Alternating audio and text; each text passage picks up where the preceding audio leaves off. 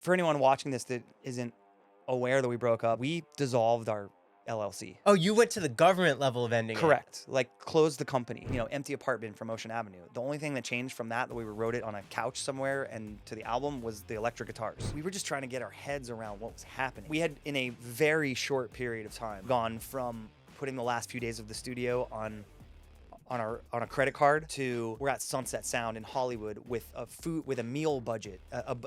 There's a book that's like this thick sitting in the lounge in the studio, in Studio 3 of Sunset Sound. That's just every menu in Hollywood. And you just say, let's have this for lunch today. And someone says, okay. And they go get it and bring it. 25 years with Yellowcard. Yes, this is my 25th year. 11 full albums and 9 years since the last release. Yeah. How do you process all that's happening this week? This is album release week. Yeah. Yes. How do you feel about that? So I've spent a lot of time in the past 8 or so years since the band broke up, which, should be covered. We decided to step away we made the decision in 2015. We spent a year planning this like final tour and figuring out making one more record. And for anyone watching this that isn't aware that we broke up or maybe thinks, I think bands can do that. And from a fan's perspective, when the band comes back, it's like, oh, well, that was planned all along. We dissolved our LLC. Oh, you went to the government level of ending it. Correct. Like closed the company down.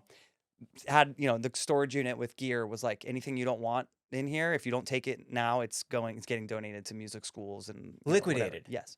Wow. So we really thought it was over. Were you okay with that? No. It was a really dark time. I knew it needed to happen. There was a lot of discussions that went into it, but I think for me, it was less about losing the band and more about having no idea who I was without the band. And so it's been a long road from there to here, but to answer the question of like, how do you process what's going on right now? I have spent a lot of time in the last 8 years, or however long that's been, really focusing on like understanding myself as a person and like mental health. And so processing is actually something I don't think I've ever had the tools to properly do in any form until now. So this record and this week has been really special for me because I think it's the first time in my whole career where I've actually been able to process it, where I've actually been able to just look at it, appreciate it, understand how special it is. I'm not worried about what happens next. I'm not getting too far ahead of myself. After Ocean Avenue, it was just all pressure all the time, all expectation all the time. And then when we didn't really meet those expectations, following it up, we kind of had this second wave in the early 2010s where there wasn't pressure from a label or anything anymore. We were on Hopeless Records. It was great. Lewis is amazing. They're our friends to this day. Everyone over there, we love them. And we made some great music with them. What are you appreciating now as all these things are happening? You're seeing the feedback from the fans. You're doing all this promotion. I mean, it's just so unexpected, dude. Like, I really don't even know what to say. It's so. We made our record with Travis Barker. He produced the whole thing and played drums on every track. Yes, that on its own is a surreal factoid. But when the single "Better Days" from the album, the title track, went #1 at alternative radio. It was our first #1 of our whole career ever. I mean, on any format, So it was #1 at alternative radio. And when that happened, I was talking to him, and I had already on my own kind of been thinking this in terms of what other band can I think of that I know of, or close enough to, that has a 20-year gap in going to, we would say going to radio, because it's an official thing when you really do it. You have to have somebody's behind taking a single to the radio and servicing it to the stations and all. It's a big, expensive process. So you got to have a label that can facilitate that and all these things. So it's been the last single that we went to radio with really would, I guess, be Light Up the Sky from Paper Walls in 2007. But that was kind of over before it started. which is another story for another time. The label Capitol Records just came apart. So before that, if you really want to say like a song we had, went to radio, started to chart, we made a video, did the whole thing, was Rough Landing Holly, which was in 2006. So 20 years apart, basically, to go number one. And I was like, what can I think of? And Travis on his own was like, I think my band and your band are the only bands I can think of that have a story like this. Because, Blink had number ones before, but there was a long period where, the future of Blink was pretty uncertain, right? Like what was it going to be? And I think there was a couple of records where the radio wasn't really, they were a radio band. We were a radio band, whether we liked it or not at the beginning, because Ocean Avenue just got on the radio and it just blew up. And I mean, didn't expect that to happen, but it did. And then there's just this huge gap and this huge lull, and it's like, so to come back and to have him say something like, I think Blink and Yellowcard are the only two bands I can think of that have, a story like that. It's just wild. What's up, guys? Real quick, this episode is brought to you by Aonic. Aonic provides clean hydration crafted with magnesium, electrolytes, and real fruit juice. Made for those looking to get the most out of hydration. We've got some sparkling passion fruit, some sparkling orange, and a sparkling raspberry. Aonic is developing the world's most advanced ecosystem for functional nutrition to make healthy living enjoyable. Aonic delivers pure science-driven nutrition, and every formula targets a clear need and delivers benefits you can feel. What I love most about it is that there's no pixie dusting of ingredients, which means they only use clinical validated dosages. Plus, it's third-party verified. Independent labs test every batch and they publish the results. It's got premium natural ingredients from real cacao and vanilla in Aonic Fuel to real fruit juice in Aonic Revive. Plus, the best part, low calories, baby. Only 15 calories in this whole can. Delicious taste, zero artificial, low in sugar and calories. No caffeine or added sugars, no artificial sweeteners, no GMOs. It's just the right amount of fruit juice compared to sweetness. It's really good. We've got some chromium, some B vitamins, some zinc. I love drinking it after a hike. I love drinking it after pickleball. It's really, really good. So if you want to try it, it's going to be linked down below. Stay hydrated, my friends. Now back to the podcast. I'd love to dive right into Better Days. Yeah. So how does the production with Travis even start? Where does the songwriting start? Mm-hmm. Are you going back into old demos? Are you listening to old things? Mm-hmm. Sometimes, yeah. Part of this record was working with some outside writers, working with some people who weren't in the band. We've never done that before. It is now basically everyone. It's a thing. Everyone does it. It's like, the norm. It's normal now. We always had this kind of stigma around it. Just like it didn't feel, it's got to be us. It's got to come from us. Funny story actually. 2005. Our bassist at the time, who's still a very close friend of mine, Pete Mosley, he wrote and recorded on all three of the Capitol albums. And so between Ocean Avenue and Lights and Sounds, he and I moved to Manhattan. We were a mess, dude. We were 25 years old in Manhattan with rockstar life. Dude, it was dumb. How dumb? Like, is it partying every night? Like my mom might watch this. In New York, how they like pull the metal shades down on like the restaurants and bars at night. A lot of leaving places while those were down already. But anyways, we had a friend from high school who also lived in New York, and so she was always over hanging out with us. And one of her friends was with her one night and said to us, "Hey, I have a friend. He plays guitar in the Saturday Night Live band and totally loves Yellowcard, and he also writes songs with artists, and just wanted me to." I told him I've been hanging out with you guys and that you're in New York, and he asked me to bring up writing with him, and we were like, we're good. We don't do co-writes. It was, well, problematic now, but at the time we didn't know that any of the problematic stuff. But it was Dr. Luke who wanted to write a song with Yellowcard, and we were like, nah. We didn't know that at the time, but I think even if we had known, we still probably would have said no. So this was a big deal, big change for us with Better Days, and it really came from when we decided to make an album. It was this time. It was such an important decision for us because in 2023 we did the biggest tour we've ever done in our whole career.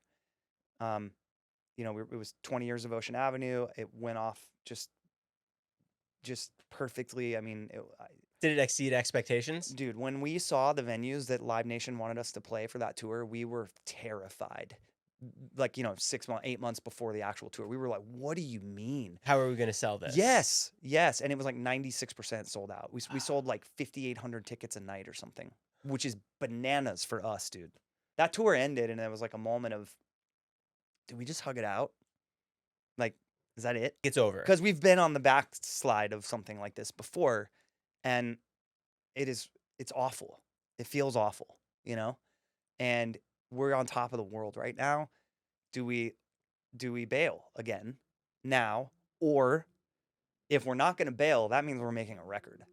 And I found that while we were pouring ourselves into a record the same way we always would in the 2010s, the records we made with Hopeless and Razor and Tie, I feel like those records ended up being somewhat transactional in terms of like the new music didn't really matter. It was just like a thing to put on Instagram because you're going on tour. So you made an album, but you're really just still touring. Or I mean, a band like us, we're still touring on songs that were, 6, 7 years old at that point in 2011, 12. It's not that people weren't excited when we would put out a new record, but it was very like, just here's this new album, and then that's it. And financially at that time too, we had to go. Like, so we would tour for like 8 months, 9 months. We're doing all this crazy international touring, more than we'd ever done in like 11, 12, 13. But every time we were done, it was like, all right, we have to get in the studio, and there was no time to decompress, no time to process, no time to just relax before getting back in the studio. And so it felt like these records became like business cards for the tour more than like events, more than moments like in our career. And you were in like China, Europe, South we were America. everywhere. So fast forward to now, 2020, late 23, early 24. Are we going to make a record? Like, that can't happen. If we make another record, it has to be, and not that you don't always say if this has to be the best record we ever made, but this actually has to be the best record we've ever made. I mean, this is everything that happens after this hangs in the balance of whatever this record is, whatever this record means. It cannot just be, we can't self-produce a record again and just like put it out. It has to be something. But what does that mean, right? And so when we agreed we need to make a record, I was like, well, first thing I'm going to say is I don't know if I can write Yellowcard songs anymore. Like, I listen to ambient electronica. This is just, getting back into the headspace of authentic, I call it like source code Yellowcard, was really intimidating. And I was like, I feel like for the first time in my career, I might be open to the idea of writing with some other people. And Ryan Mendez, our guitarist, raised his hand and said, we have to write with Nick Long. So Nick works with Travis all the time. He's worked on MGK and Aveue and Blink. And Nick played guitar in Ryan's band, Staring Back, from Santa Barbara, before Ryan joined Yellowcard in 2005.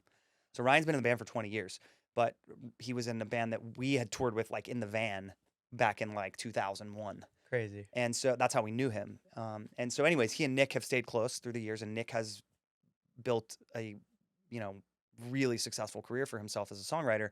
And that is exactly the kind of person that I hoped we would work with. And, Ryan brought up the point of like, if we're going to do this, I'm on board, but we should work with guys who are like who are in bands, who play guitar, who know what we do. We don't need to bring in like LA songwriters, top line writers, We did bring in one kind of like pop top line writer, a friend of Travis's, who's like, we have to work with him. And I'm so glad we did. Goes by Rug, has written some big songs, and we did Take What You Want, the second song on the record, and then You Broke Me Too, which ended up having the Avril Lavigne feature, which is just this monster ballad, and it was really cool. His sense of melody was just nuts. Was Andrew Goldstein also part of it? Yes. So that's a team. I know. And Rug like knew who we were, but he said on the way to the studio, he wasn't like super familiar, and he was telling his brother back home in Wales or England, or he's Welsh, but that he was coming in to work with us, and his brother was like tripping, like, what? And it's funny because he works with like big big artist, like big pop artists, but this one was like, you made it, bro. Yeah. What's the collaboration effort like amongst everybody in the writing room? Are you going in with ideas? Do you have notes on your notepad? It depends. It really depends. We haven't ever made a record like this before. So Nick Long, when his name came up, that was kind of the gateway drug to co-writing. And we were coming out here to LA to record a cover for Disney for a whole new sound, which was like, like Newfound Glory was on it, and a bunch of bands were on this cover album that they did last year. And so we had a couple days booked with Nick where we were just Airbnb, bring some acoustic guitars, let's just see what happens. And between the time that we had that trip booked and when we were actually coming, Nick texted Ryan Mendez and said, I was talking to Travis and telling him that you guys are coming out to work with me, and he said, bring him to the studio. I've got a day and it's that weekend, and I want to be in on those sessions. And I'm pretty sure Ryan replied like, Barker ? And so we did it. We got out, we came out here and we went to the studio in Woodland Hills, and the first song we worked on was Barely Alive, which is, it made the record, it's on the record. And we wrote, it was a writing session. Now, I've been in on writing sessions before, just not for Yellowcard. Like, I've been on a thing where you write a song and demo it and record it all in one day kind of thing, but doing it with Yellowcard was intense. However, it wasn't like, it's not really a new thing. That's how we did it when we were kids. We would just write a song. No overthinking, no, like, let's come back to it 100 times and change. It would be us in our rental house or our apartment or whatever, empty apartment from Ocean Avenue. The only thing that changed from that we wrote it on a couch somewhere and to the album was the electric guitars. It's like, that's the song that we wrote.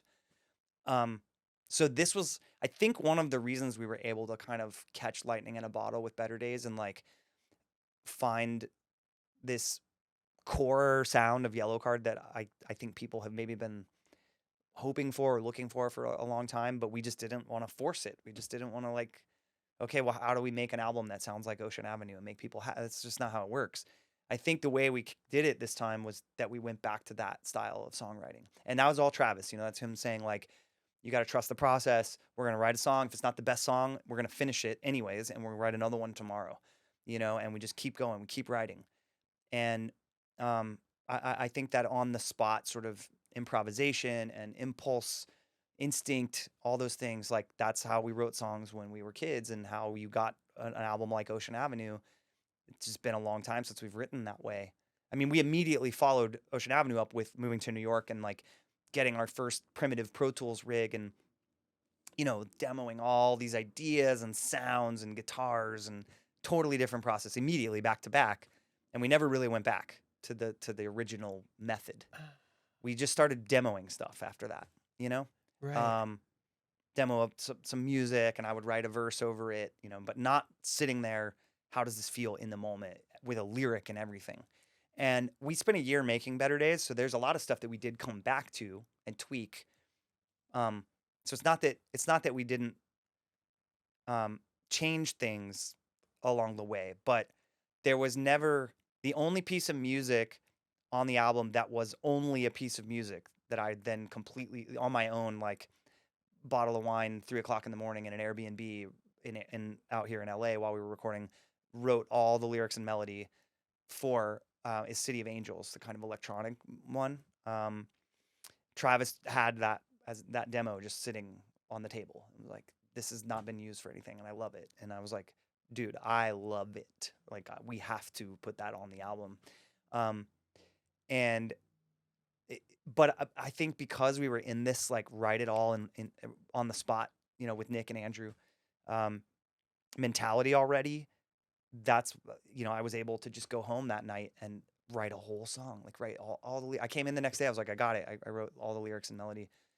Let me know what you think, so it was a really inspired process, man. It was like there was no baggage, there was no expectations, even though there's huge expectations, I think, on a lot of people outside of the band in terms of what the record could do.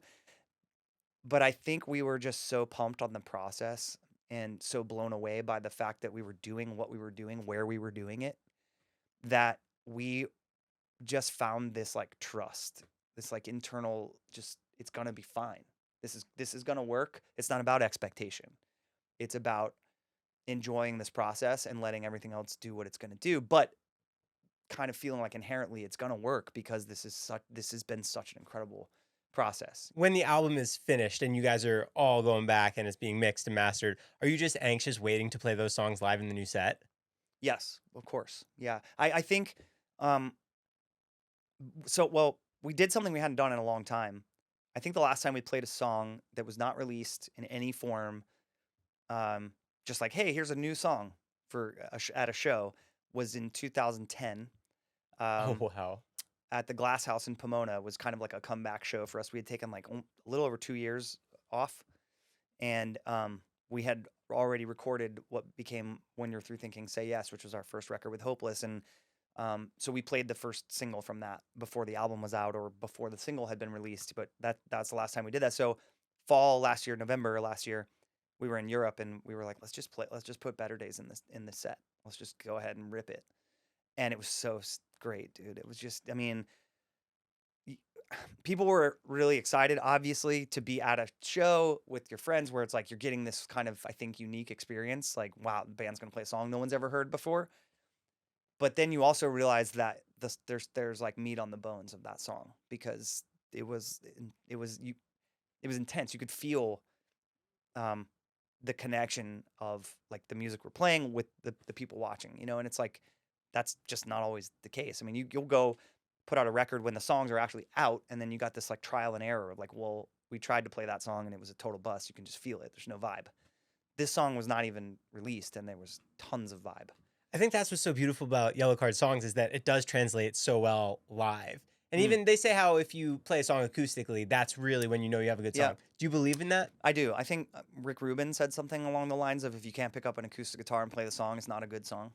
Because then it has too much bells and whistles and Yeah. so much going on. I do subscribe to that. I made some music of my own when the band was broken up. I was determined to like not quit playing music.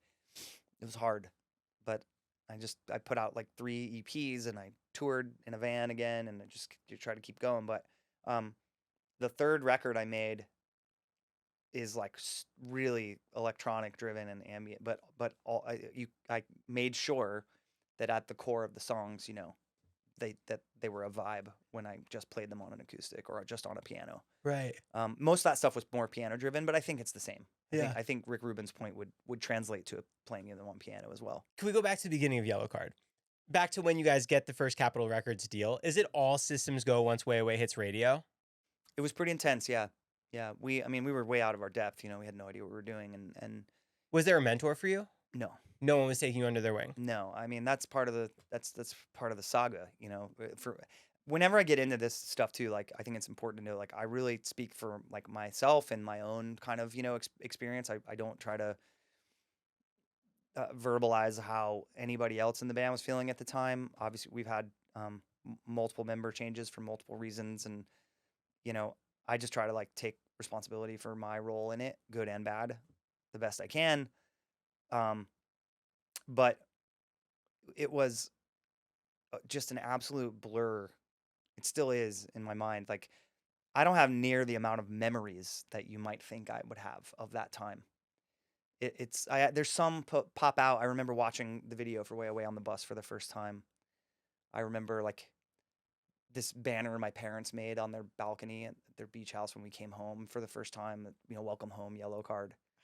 I remember, flashes, but I was so in my head and I was so insecure about like my role in it all. And like, okay, now I have to be this singer for this huge band on late night TV and all these things. I hated singing.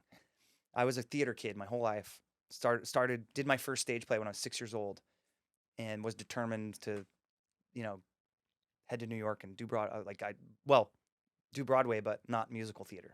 Broadway is like kind of a broad term, but I went to a conservatory high school, kind of like for the arts. So we no sports. It was all art. Like a booster programs were for the arts departments, and that's where Yellowcard was formed. I wasn't in the band when it first started, but still, that's how you end up with a violin and like when they first formed, they were pretty gritty, like West Coast skate punk band. So to have a violin, and that was even more interesting, I think, in terms of how did it happen than it is now, But I had to do a musical every year. I was in the theater department, and I had to be. It's part of the year, and I just loathed it. Singing, loathed it, and it was my least favorite thing. That's so crazy. And I had a band on the weekends, like with with my buddies, and I was the singer, which is that's just look at me, kind of thing.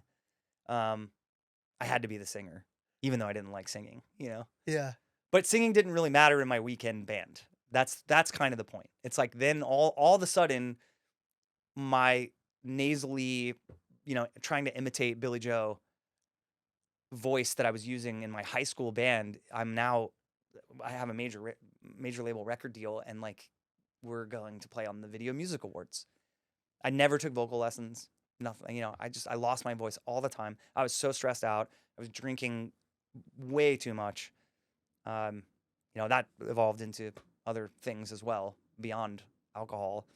Never got to a point where, luckily, I mean, I'm so grateful for this still forever that, I didn't ever have to like check in somewhere, but I was pushing every boundary, every limit I could find that I hadn't found before, and I was just really lost through that whole time, dude. It's such a blur to me.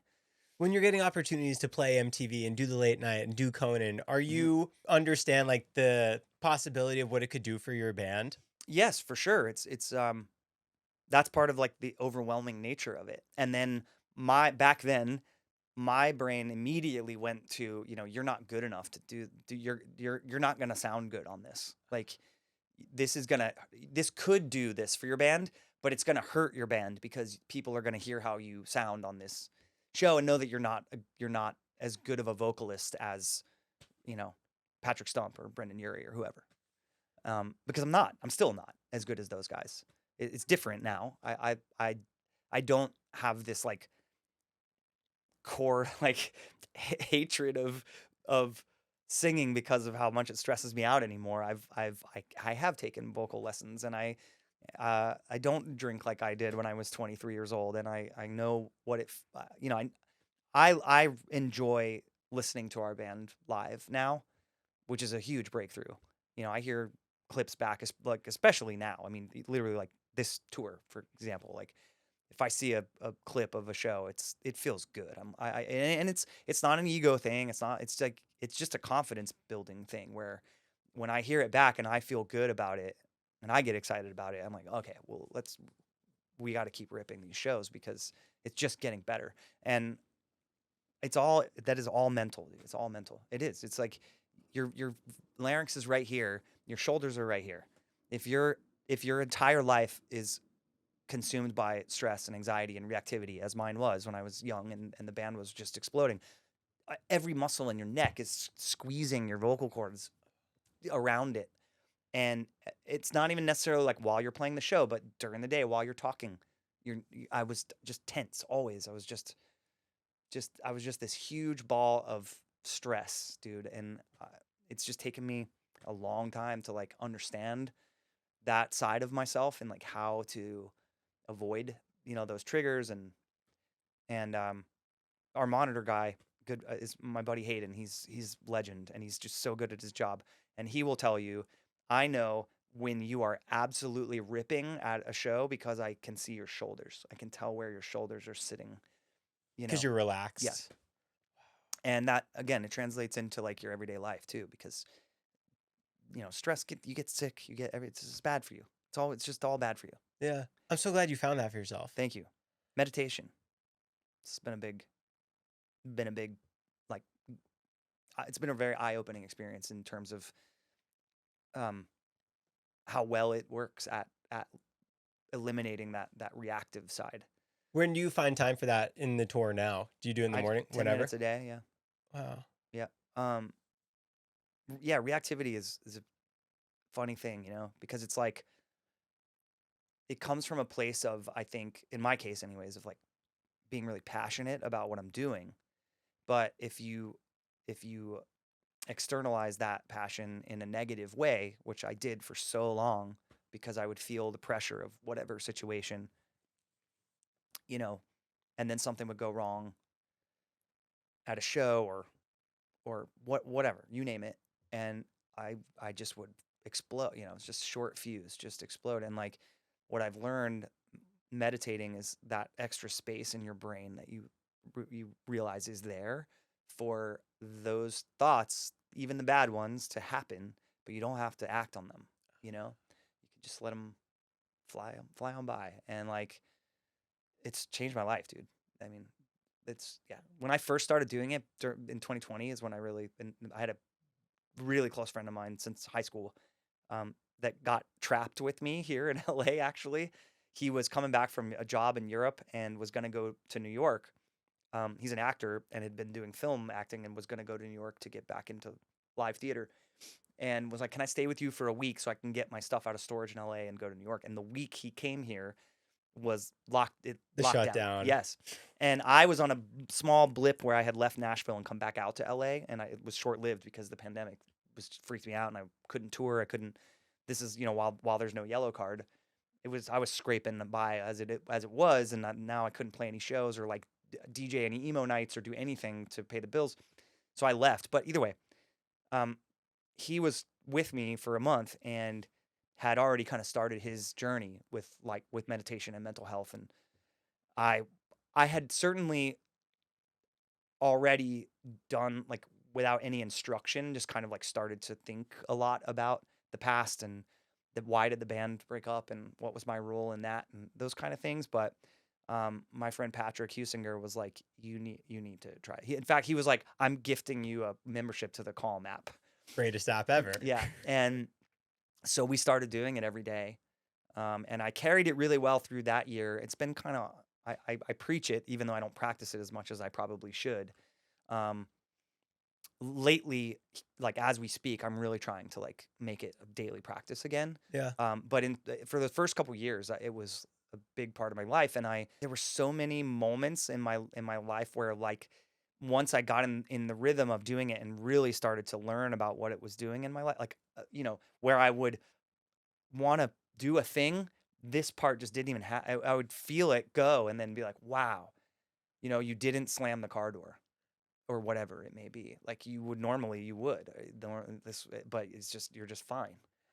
It's crazy. On the new path now, what are you finding most appreciative about this Yellow Card Day to Remember tour? What are you really taking in and seeing the best of it? It's this tour, but it's starting back in 2022 when we played Riot Fest in Chicago to now, seeing this many people that love our band is just, I don't know. It's just like we're playing shows that are twice as big, 3 times as big as we used to play. I mean, even when Ocean Avenue was out, we were. Really? Yeah, we were. I mean, some cities we would do like a big theater, but we never played amphitheaters, arenas. Never. It was all like you do 2 nights at House of Blues, or like in a big Chicago, you do 3 nights, which is a lot of people, but it doesn't look the same as one venue with that many people in it. And we, for 3 years now, so the Ocean Avenue tour was mostly amphitheaters. Third Eye Blind last summer, we were Direct Support for us, same thing. And then now this year we just finished the amphitheater leg, and starting next Tuesday we're going into like the indoor arena leg of the tour. So for it to not be a special event or like a festival, an awards show, whatever the things we've done in the past where we have played for these massive crowds, which it's happened, for certain events, but for it to be every single night it's not normalized yet for me. And I think that's the support we're getting at the shows, the people that are coming out, to support us. That's been the most kind of mind-blowing thing. How do all the other guys take it? Is it bringing Yellow Card closer together more than ever now? Oh yeah. One of the things that I've been talking about a lot around just the reunion of the band in general is we've really found a way to just like be more kind to each other, you know? Um, I don't feel like I don't feel like there's any sense of like individuality in the band anymore, which can be a problem because, you know, some a lot of bands you need like the guy. Someone to make the call the shots, make Well, the no, I mean for the public. Like you need like someone who's just really got the personality and the thing that makes them the, whether it's the lead guitarist or the singer or whatever. But there's just this collective energy with our band right now. It's the four of us against our past. Yeah. I don't want to say the saying of four of us against the world because it's not what it is. The world is fully embracing everything we're doing. What we're fighting against every day, and I think winning is not letting any of that old negative shit into what we're doing, That's great. Yeah. We're 5 days now into the Better Days album being out. Is there any songs on the album that maybe you weren't in love with at first, but now it's grown on to you now that it's been out there for the public? No, I don't. There's not a moment on this record that I'm not totally pumped on. Oh, wow. Yeah, I mean, that's one of the luxuries of having a year to make an album. Yeah. And I think I mentioned this earlier. Travis bringing that mentality of like just keep writing, just keep writing. It's like the Finding Dory of songwriting. Just keep swimming. It's just like you just keep going, and then you have so much material to choose from. That you're able to just take the ones that you really love and that you're really most connected with and put them on the record. Besides that technique of Travis, is there anything Travis did in the studio that just you were like it was just a crazy technique to songwriting that now you want to apply to the future? I don't know if there was any like one crazy technique per se, but his level of commitment to the album and how present he was, I don't think it's not that I didn't expect him to be to have those qualities as a producer. It's more that I just didn't know what to expect at all. And you can imagine a guy like Travis Barker, how many plates does he have spinning all day, every day, with all his brands and Blink and his family? I mean, I can't even get my head around it. I've known him closely now for over a year, and I'm like mesmerized by his ability to multitask. It's wild. But he was there, man, every day, all day, into the night. If he had to step out for a phone call for whatever or a meeting for whatever, um, just the attention to stopping to say, "Hey guys, I'm gonna go for a run really quick. I'll be back." It's like I don't know. I feel like that exceeded my expectation in terms of he didn't just want to have his name on a Yellowcard record. He saw something about working with us on a record that got him excited, and that was present and like obvious through the whole entire process. Have you ever played shows with him in the past? And No, we never really crossed paths.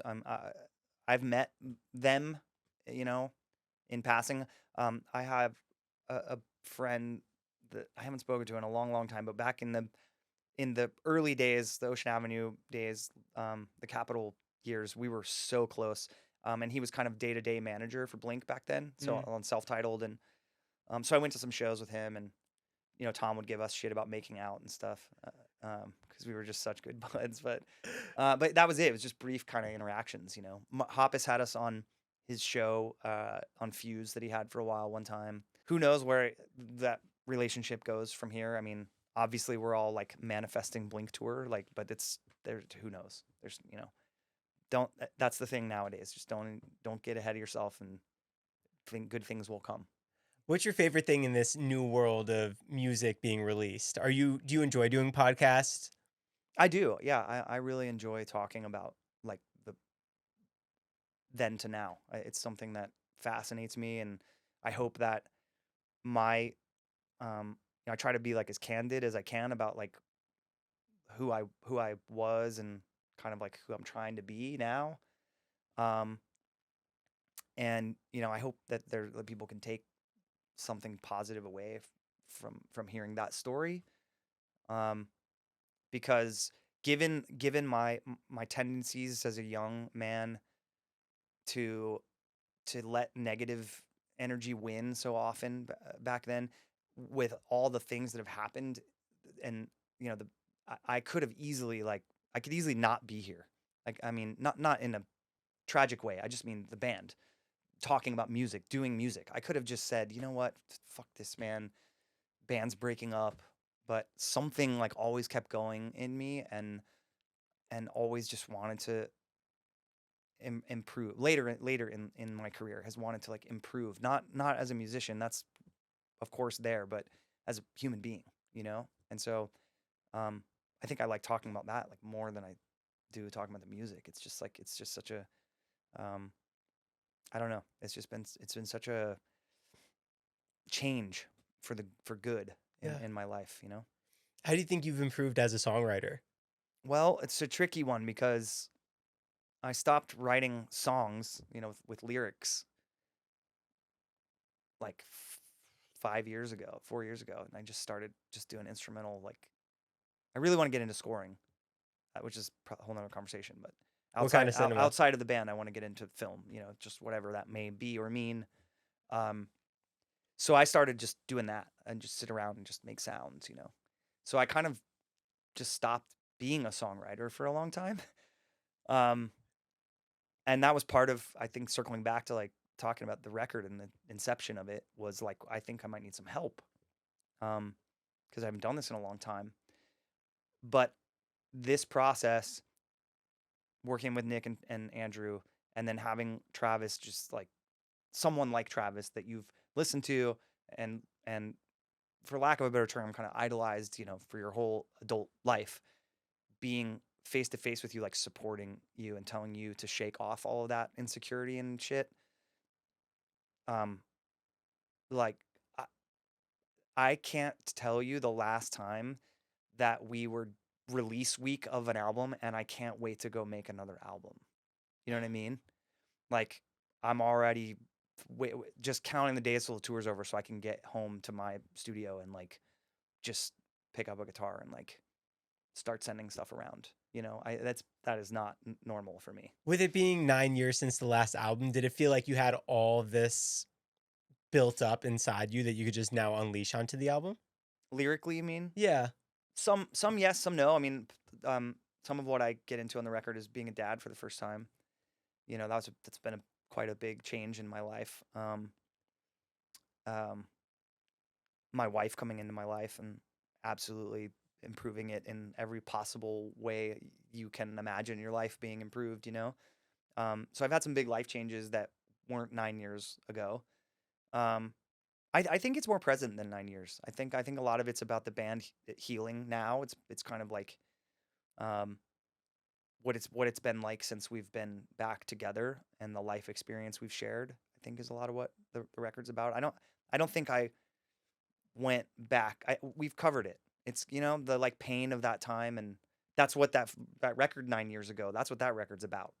Saying goodbye and processing all of that, the grief of knowing the band was over. I didn't need to go back to that. Where do you guys go now?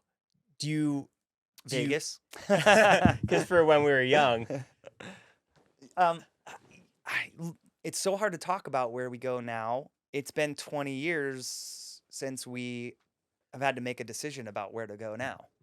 Really, like, I think I talked about this a little bit, where like in the 2010s, it did end up kind of feeling like autopilot, like treading water, just kind of like quicksand. Like, I think Sean said this in an interview. Like, the more, you know, the more you move in it, the more it's like the harder we worked, the more we're getting sucked, pulled down, not the other way around. So the experience of Ocean Avenue and like following that up was the last time I've felt like this, in terms of, we're gonna have to make a decision about what happens after this now. But I don't. It's not important. It's not important right now. I don't even want to go there. Like, where we go. Is there another record? Is it with Travis? Whatever. It will present itself when it is. It is. You know, the path will become clear when it's time. do you have a favorite Yellowcard album? Yes, I do. Lift a Sail. Not everyone's favorite album by like a long shot. Yeah, that record is really just really special and kind of really intense for me. And it was at a time where I was breaking away from my connection to like pop punk and, you know, the Warp Tour and kind of like that sound, and really searching for inspiration in other places. And so it's a, for us anyways, it's a really experimental record, you know? It's like we just kind of threw out anything that existed before and just made a whole new thing with that record. And it was, I don't know, I feel like it was the most creatively passionate I've ever been about making an album. And that's weird to say because of everything I've said about Better Days. But I don't know, it's just different. I was going through a lot in my personal life at that time. Um, and I needed that record so bad. Like I just needed to make it. And I didn't give a shit about what anyone thought about it. And I Ryan Mendez, our guitarist, he and I are very, very close to each other. And um he also, that I don't know, I think it's his favorite record. Um he'd have to tell you, but I think it is. But he will also tell you that he absolutely hated making it because of the headspace that I was in. So it's like I don't love that part of it, but I also know that the reason I was in that, I know all the reasons I was in that headspace, and the record was all I had. You know, I think the reason I was such a pain in the ass to work with on that one was because it was just I was clinging on to like that creative energy because of all the other things that were happening in my life at the time.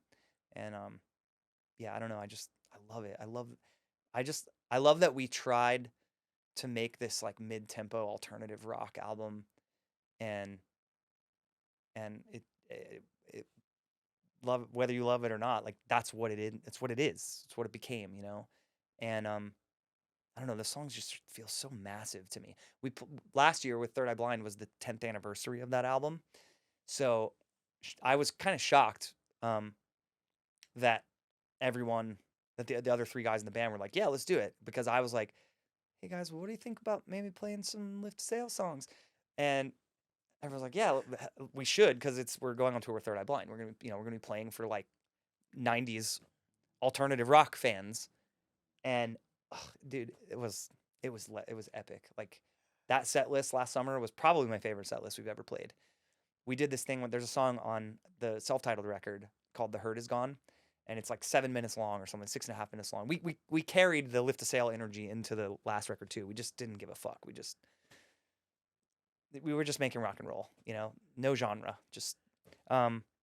But anyways, Lift to Sail, or sorry, "The Hurt Is Gone" from the self-titled record has like a 3 minute long or 3.5 minute long instrumental outro, and it just cruises on the record. It's real. I mean, it's just hat and snare, just for like 3.5 minutes. But for the show last year, we played it. We'd never played it live before, so that was fun too. I mean, nobody knew the song, but it was fun for us to play something like that, a deep cut like that we had never played. And so we get to the outro of the song. The whole band kind of came to the middle of the stage every night together to start this like super vibey. It just cruises, you know. And I don't remember how many times through the loop we go, but we, instead of letting it just cruise to the end, then we would sort of fan out back out to the edges of the stage and just dropped bomb, just massive wall of guitars, just like so heavy, and halftime, and just, I mean, dude, just saw people like blown back every night while we played it. And um we don't get a lot of chances to do stuff like that. You know, that wouldn't work right now on the A Day to Remember tour, where we're trying to hammer like a all hits, all straight through set list in an hour, you know? So I'm really pumped we got to do that tour last year. I love hearing you talk about this energy. How does Yellow Card curate the set list for When We Were Young festival, having all this back catalog and new material that you want Mm. to play through? It's actually not that hard because we have like just enough kind of breakthrough songs to make a good half-hour festival set, you know? Where it's kind of just a no-brainer at this Yeah, point? yeah. The headline sets are a lot harder because I feel like, and I've learned this being on tour with The Day to Remember, they have so many more big songs than we do in terms of like, yes, they have their huge singles, right? Like Downfall of Us All, you know, Ocean Avenue is probably bigger than Downfall of Us All. Sure. It's not a competition, but just in terms of of Ocean Avenue being around for 20 plus years and, all that. But through their set, they have so many just huge fan favorite songs. They can play for an hour and a half and there's no like deep cuts. Like it's just, and I think because we have those like few breakthrough songs early, then we have records in the 2010s that didn't follow that level of success. It's tough to find enough album tracks that will keep the energy at the same level that it is for Way Away or Ocean Avenue or Lights and Sounds, So we do struggle with headlining sets of like, how are we gonna, what are we gonna fill the space with between, the kind of obvious songs we have to play. I mean, it's always fine. I've just really been like, wow, a Day to Remember has a catalog, dude. They're a big ass band. Yeah. I mean, I knew they were a big ass band, but it's just seeing them live every night is really amazing. So the new stuff though, I feel like if we're gonna headline next summer, probably, like this tour with A Day to Remember, there's no A markets, right? You call it like LA, New York, Chicago, Detroit. We're not playing any of those. This is all B market cities. So we have the major markets left to play, and we'll probably do that next year. We don't have it booked, or don't get excited. We don't have it booked yet or anything, but I'm sure we'll end up doing that. And like by then, with the way things are going, I keep repeating this. I'm not getting ahead of myself, but if I had to, for the sake of a podcast, get ahead of myself, I feel like we're playing like almost the whole Better Days, like 6 songs off of it, 7 songs off of it, probably. And dude, it's been, I keep saying 20 years, but it's been 20 years since we've done that. Like I think, we would usually, like right now we're playing 3 songs off the record. And I think in the 2010s, we probably played 3 or 4 songs off of When You're Through Thinking and 3 or 4 off of Southern Air. And then, but I don't see how we're not playing. Just reading what people are, feeling about the record and the songs they love from it. I think next summer's set list is going to be easy because it's just going to be the Better Days tour, We'll see. If you guys did do a headlining tour, do you have your fingers on the pulse of who you might want to have open up for you? Yeah, there's definitely a band that I hope we tour with, but I don't want to say because it's like, yeah, it's actually on the table. So if I don't want it to get weird. Okay. But yes, there is a band that I'm gonna go to their dressing room this weekend when we were young and say, dudes, for what it's worth, I want to watch your band play every single night. Like, it's more of a co-headline situation if we pull that off. But I really, there is definitely a band on the list. Being an artist for 20 plus years, who are some of the artists that you've seen perform that were just so larger than life that you love the way that they handled the stage? So many. Pop rock, heavy rock. Mm-hmm. Green Day live has always been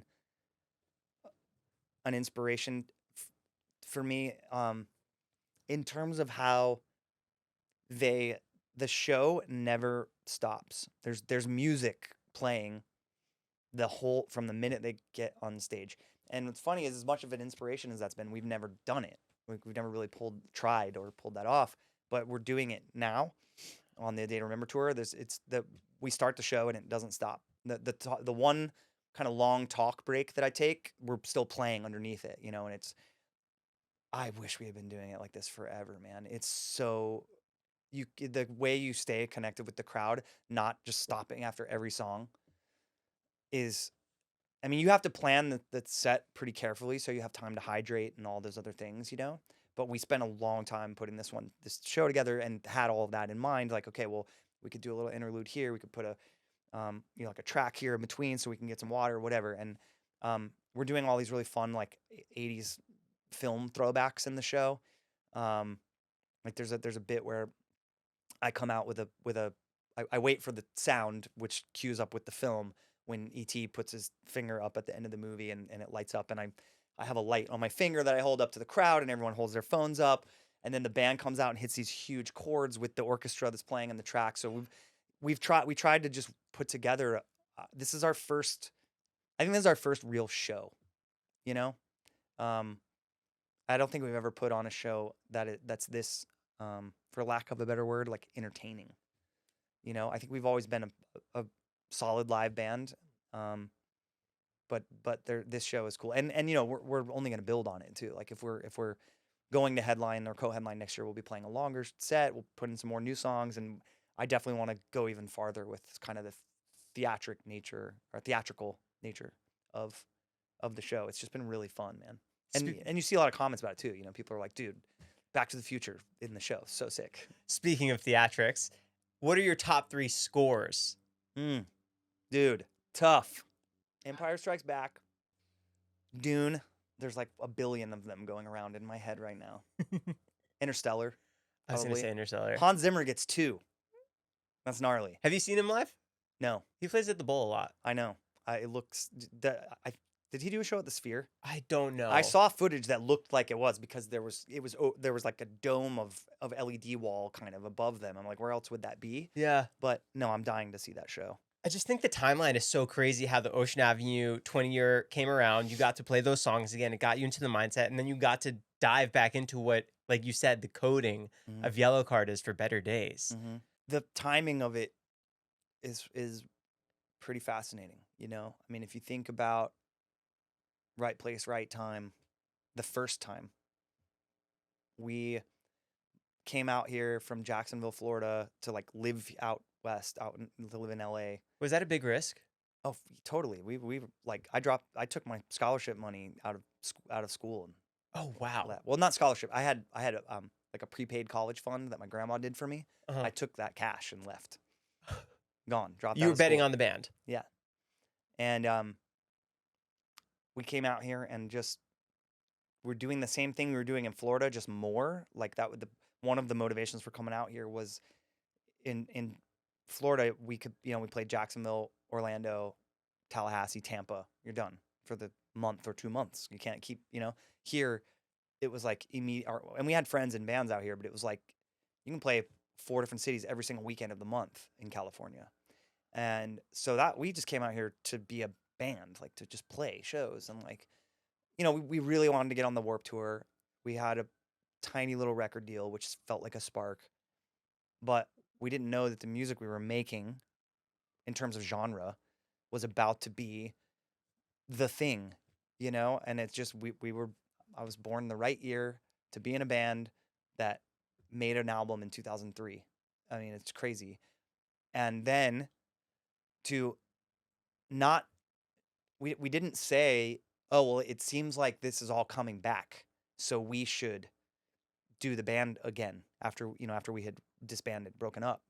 We came back because it was the anniversary of an album, not because anyone was in our ear saying, well, this is going to happen again and this is going to get really popular again. So for our record to turn 20 at the same time that When We Were Young was not born, that festival's actually been around for a long time, but this version of it with our scene being the bands that are playing it, just exploding, and so many of our peers having a moment again. It's like, well, how did we catch that wave twice? So crazy. It's really crazy. Who are those peers that you came out in California with that first time? Who are you friends with? Who are you? In 99, I dropped out of college twice. The first time though, I didn't take all the money. The second time I was like, I'm done. I never want to do this again. But the first time I came out here by myself and joined a band in Santa Cruz, California, called Craig's Brother. They were on Tooth and Nail Records. So if you know MXPX, that's MXPX kind of made Tooth and Nail Records famous. And were you a fan of them too? You were the whole yeah. They were the scene in the late '90s in Jacksonville was really strong. The Warped Tour crushed there. All the kind of West Coast like Fat Records and Epitaph Records bands were really popular in Jacksonville. So that our bands, like my first band when I was 13 was like was trying to be Nirvana, like everyone. But then by the time we were all like 16, 17, we were all like, we were wanting to do that NoFX thing. And so Tooth and Nail that was their sound. All those bands were kind of punk bands, pop punk bands.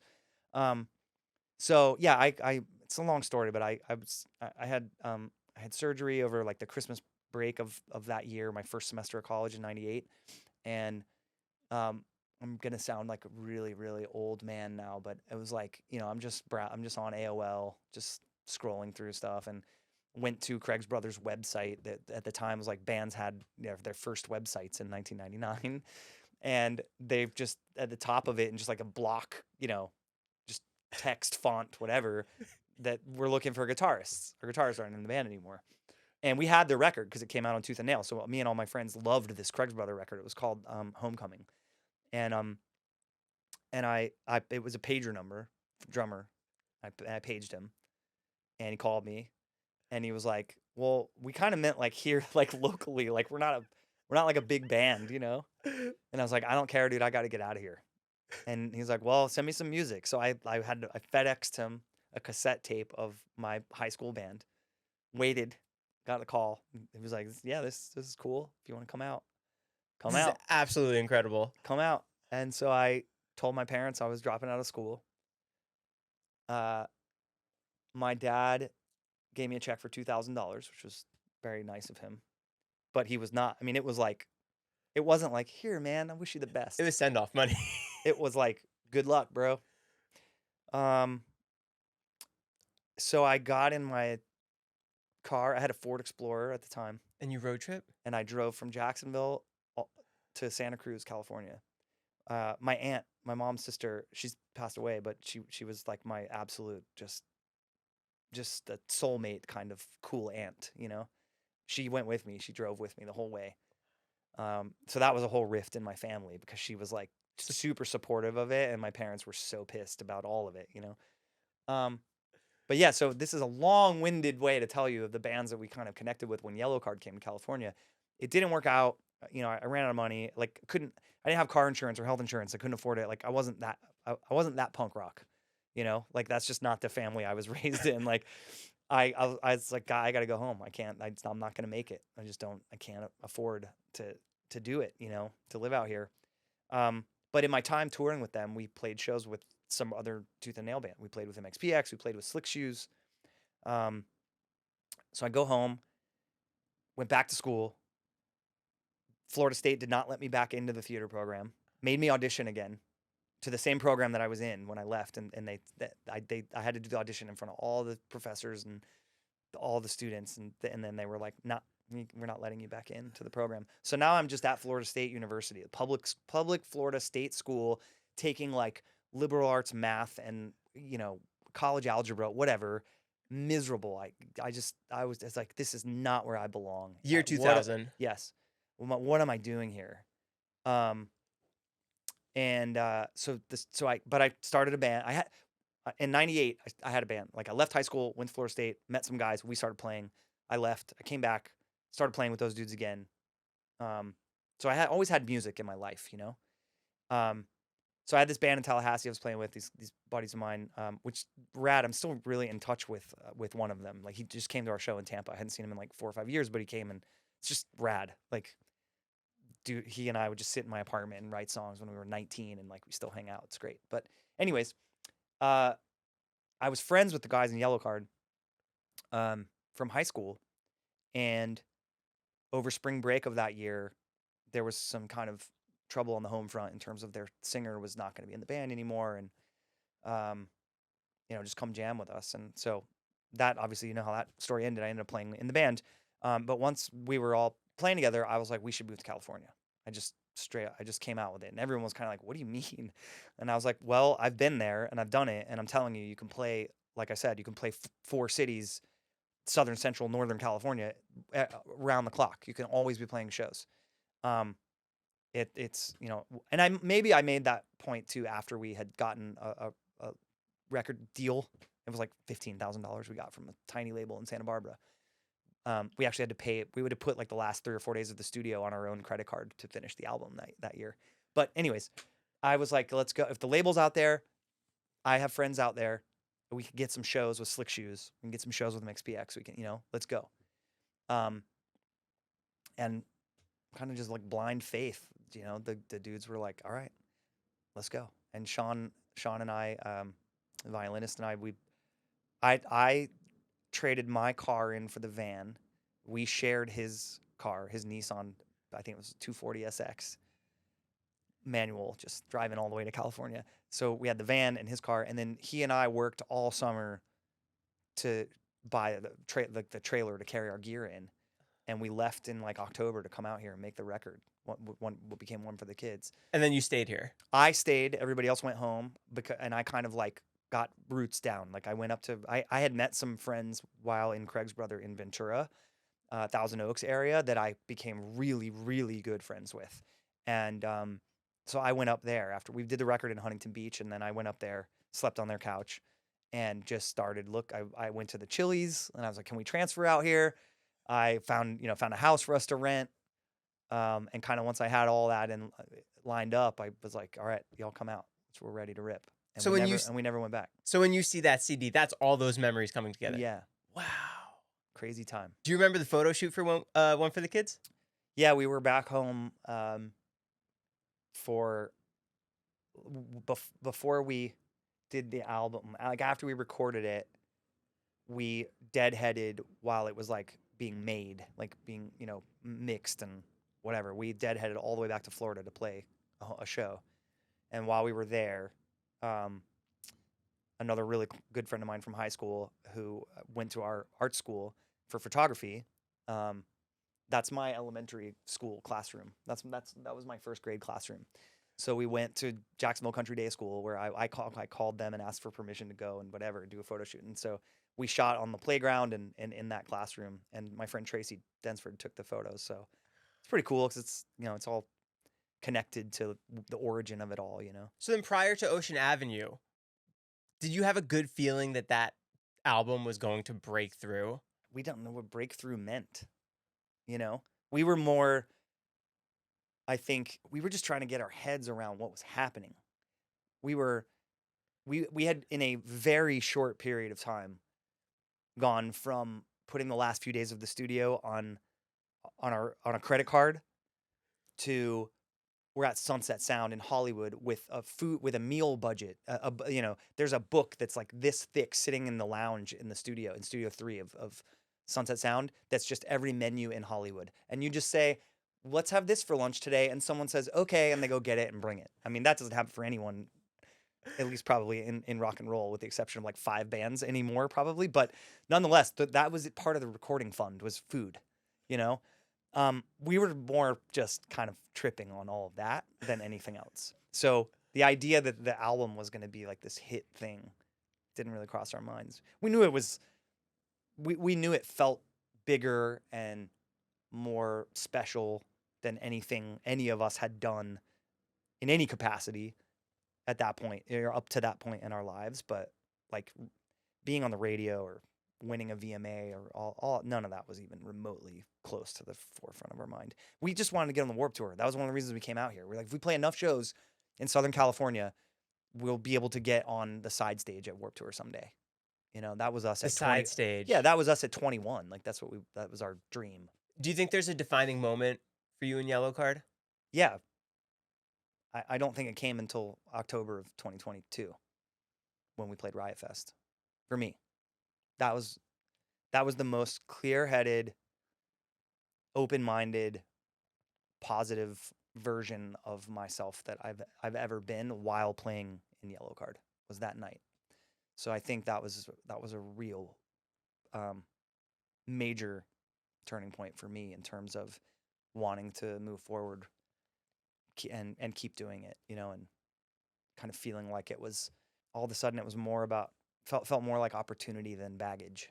Do you have a favorite song off the Ocean Avenue besides like the 3 or 4 main ones? I do, yeah.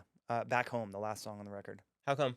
Hearing myself now when I listen to that song and like think about 23-year-old me exploring the themes of like losing myself already, being out here, being in LA and being just totally disconnected from my family and my roots and like any semblance of being grounded. Like, and after that, when we kind of, moonshot, it just got worse. I kind of got more lost and fell farther into the void. But like, I just think lyrically that song, the water's shallow here, like just kind of thinking about like how transactional it felt and like recognizing that at such a young age. I love that song. But also, we've had the same booking agent since 2001, which is pretty unheard of in the music business to work with someone for that long and not like change to a new company or a new manager or a new whatever. So she's family, at this point. And back when we made the record, she had been booking us for 2 years at that point. And when we made the record, I don't remember exactly what she said, but she said something about just how blown away she was by that song and how special she thought that song was. And I don't know. It's also like it's the least like pop punk song on the record. So it's like the most kind of rock and roll, mid tempo, like rock songs, foreshadowing of where Lift a Sail was going to come from, maybe.